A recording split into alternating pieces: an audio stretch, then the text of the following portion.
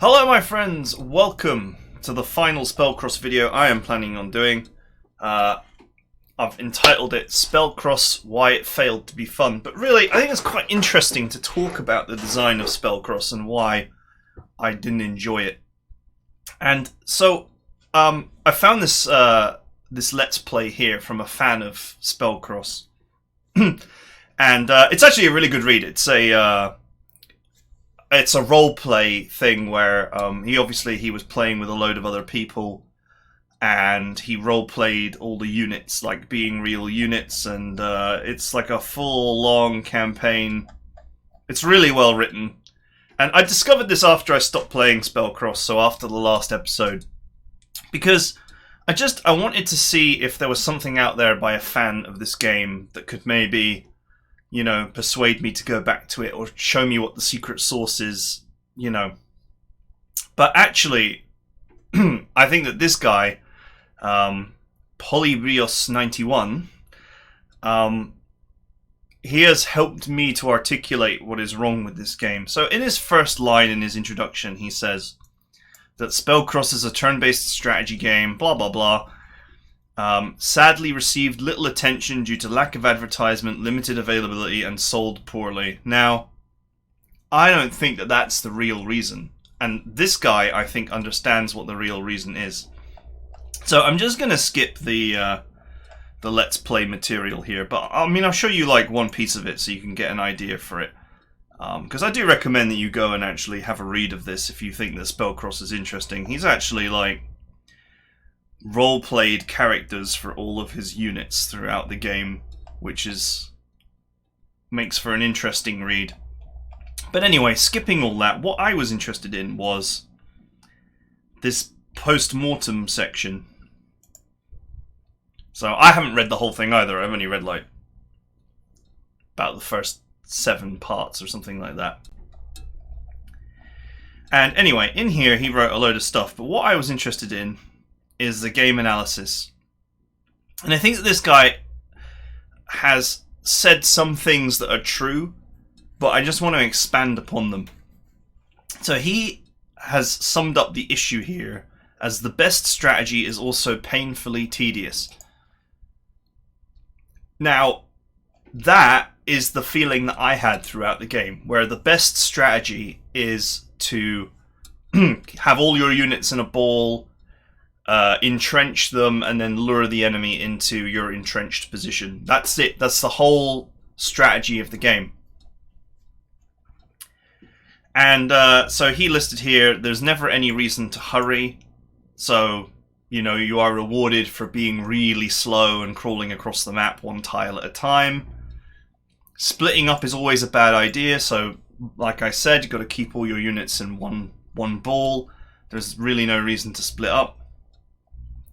Your best scouts are slow, expensive, and brittle. Now I'm going to come back to this because this isn't exactly the problem.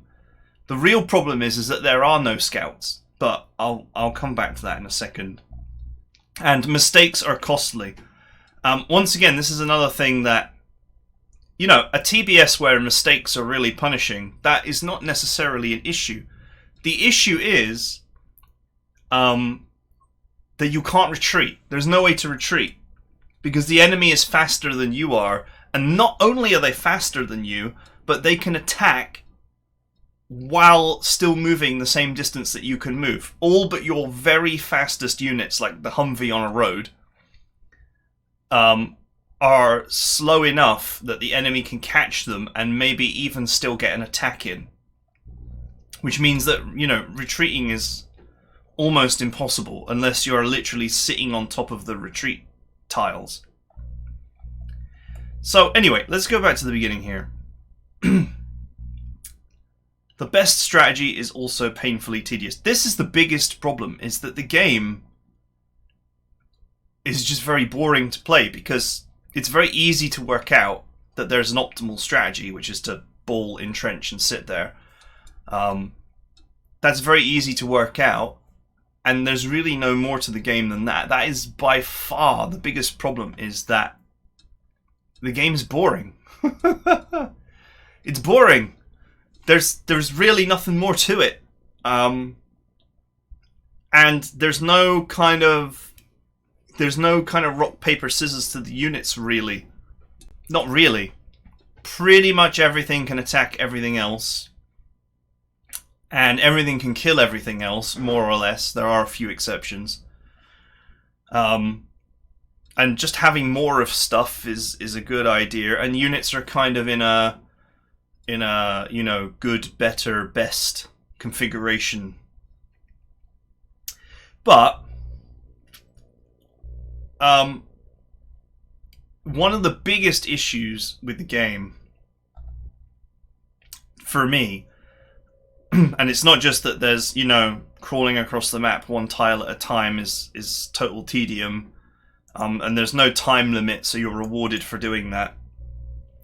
And, having all your units in a giant murder ball is a problem that many great TBS games have. And that doesn't necessarily kill a game either. It's that there's nothing that's strategic in the game. There's nothing that's different. There's nothing that, for example, there's no anti-tank gun that's just amazing against tanks but absolutely awful against infantry. There's no very fragile artillery.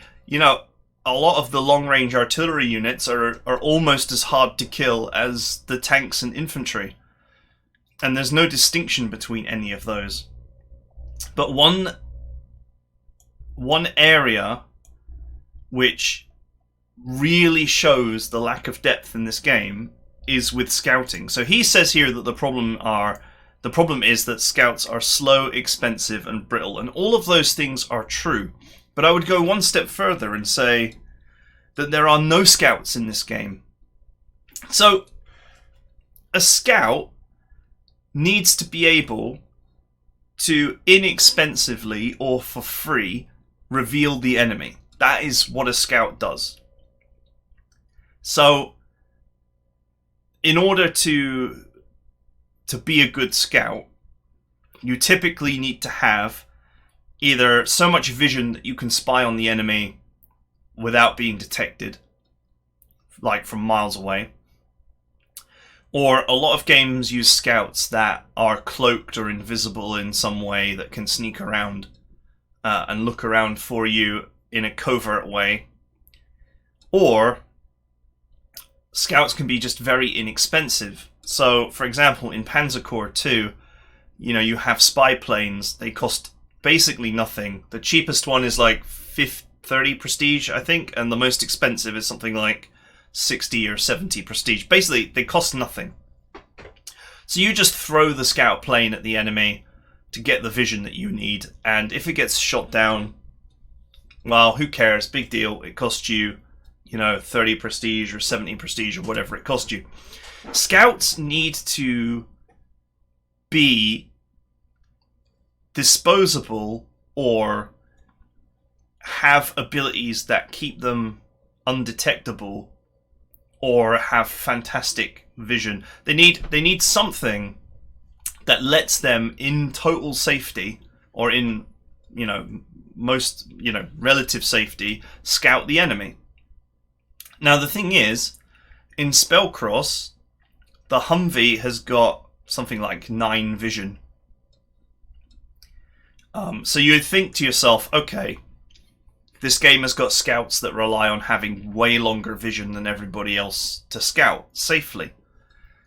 But actually, they can't scout safely at all, because you have all these traps, for example, where, like that map where there was a road going through a forest.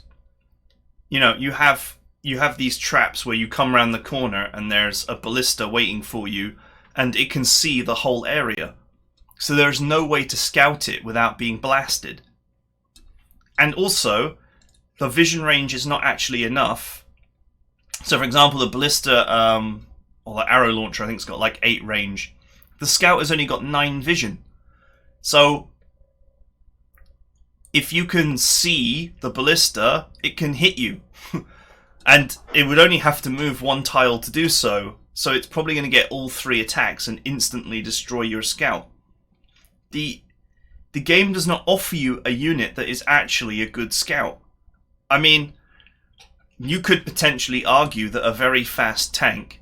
I never got around to getting the engine upgrades, but you can get your vehicles to be very quick. Apparently, you could argue that going in with a very heavily armored vehicle to scout, knowing that it's going to get shot by reaction fire but survive it, and then drive it away again, could end up being a better scout in Spellcross than the actual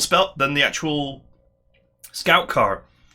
And in other situations, like with the Forest Road example, I ended up sending some auxiliary light infantry to their death to trigger the trap, because I didn't have any. There were no options. I had no choices in how to approach that situation. I knew what was there, but what could I do to trigger it? I couldn't send my infantry as a group into the forest to trigger all the axemen, the axe orcs, and hose them down, because they are far superior in the forest than my infantry is. You're left with very, very few, if any, options. And that's just sort of the beginning, really, of what's wrong with the game. It just lacks depth.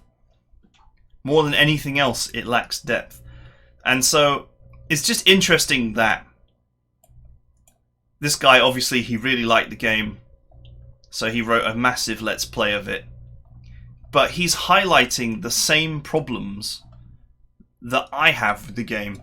Exactly the same problems. It's just that he was more tolerant of them than I was. It is tedious. There are no time limits, so you might as well just sit there or crawl across the map. You can murder ball. None of these things necessarily would kill a TBS, but all of them together really kind of does. And that's the problem. If the game had, for example, an actual genuine proper scout unit, something that's cloaked, so the enemy needs to be within a couple of tiles of it to see it, or, something with extreme range, or, the ability to see through trees and obstacles or something.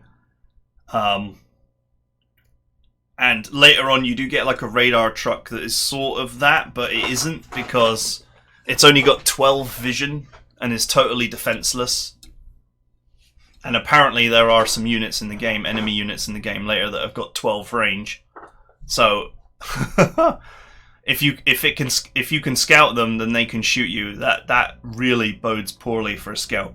If the game had a proper scout in it, then that would fix a lot of its problems. If the game gave you the ability to retreat from a bad situation, i.e., make the orcs tougher but slower. So instead of sitting there with a big entrenched line and that being the optimal strategy, if the orcs were 3 times harder to kill but 3 times slower, then you might kite away from them. You might want to create space, for example. Perfectly good strategy. You might want to create some space. Then as the enemy comes at you, you might want to shoot at them, retreat, shoot at them, retreat, shoot at them, retreat. And you're eating up your space, and that puts pressure on you. And that could be, a very interesting part of the gameplay. If you were fast enough to avoid them, you could do a whole lot of kiting, and then you'd have to think about where you're going to kite to, what areas of the map are safe to kite into, that that there aren't going to be enemies there to ambush you, and then you're caught and trapped and so on. This game could have been given depth, but it doesn't have any. And I almost feel like, because this game's absolutely huge, there's like 69 missions long, I almost feel like the developers of the game compensated for the fact that it wasn't actually, and this is the last point, this guy here, Spellcross is too big for its own good. I think the developers compensated for the fact that the game lacked strategic depth by just making tons and tons and tons more content. didn't really think about the gameplay that much. So anyway, it was interesting to me that, you know, this guy clearly loved this game enough to write 70 odd pages of Let's Play about the game, but still came to all the same conclusions about the gameplay. He just obviously has a greater tolerance to boredom than I do. So yeah, it's a shame, but I guess the one way that a TBS can defeat me is by just being painfully boring.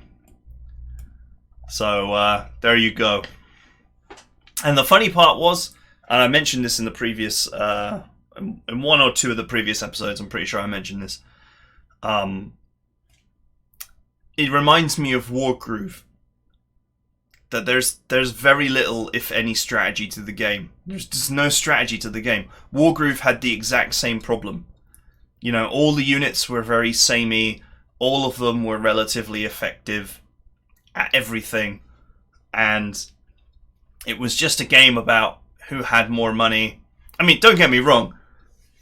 You could obviously position your units in great positions and grind the enemy into paste. But the general point was that, for example, there was an anti-air unit, like a mage or something that cost 500 gold. I barely remember.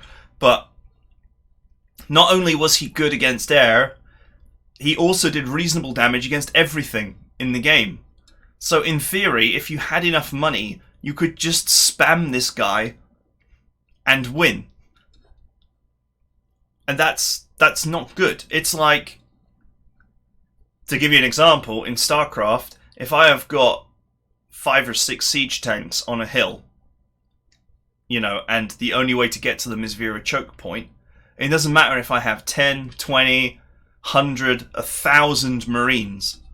You will never get up that choke point. Those siege tanks will destroy those guys conga lining up the choke point.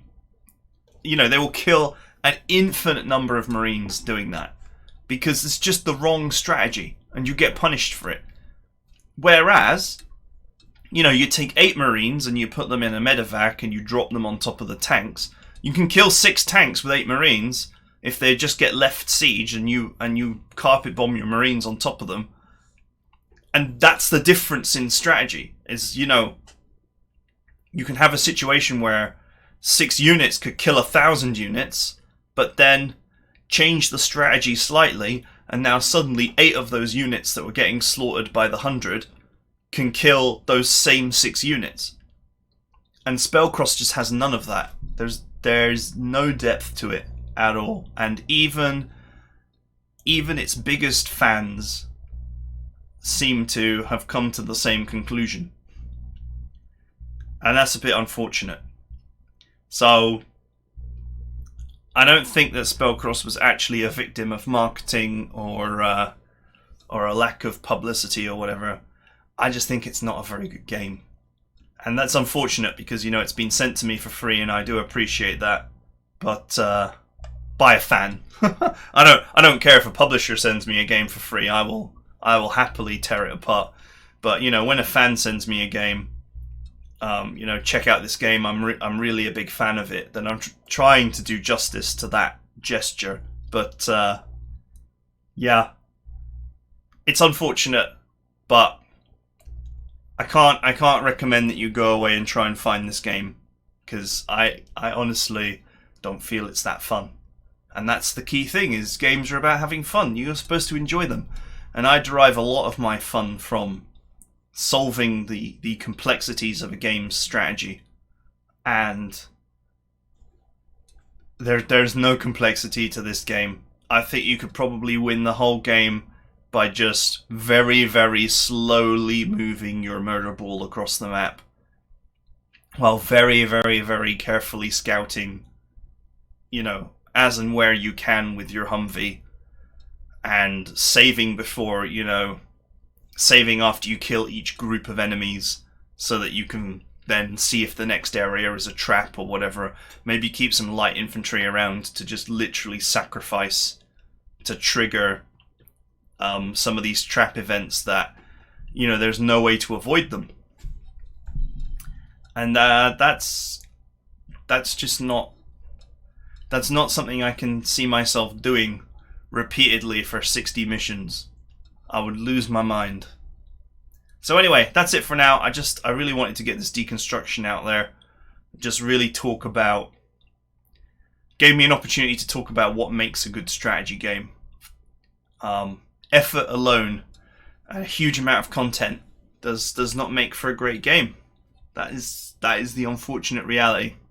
So anyway, I hope you found this analysis interesting, and I will see you guys next time.